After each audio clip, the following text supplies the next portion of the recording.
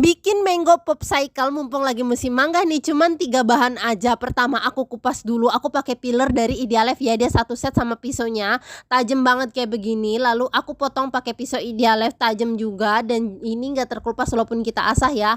Aku potong-potong. Pisaunya ini warnanya elegan banget gold. Terus aku haluskan, aku masukin ke dalam chopper dari Idealef. Dia ini muatannya dia ada 2 ya bun, yang tinggi sama yang kecil. Kapasitasnya aku tulis di caption ya. Masukin heavy creamnya, lalu aku haluskan. Dia ini low watt, harganya terjangkau. Lihat udah halus, cakep banget kayak begini. Lalu kita tuang deh ke cetakan popsicle-nya. Kalau nggak ada kalian juga bisa loh pakai plastik es mambo atau es lilin itu ya. Next kita bekuin di freezer. Kalau udah beku tinggal keluarin deh dari cetakan.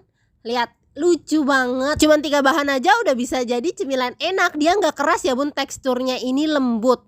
Jadi kalau digigit itu nggak kayak es batu, persis kayak es krim. Liatin. All cookware by Idealef.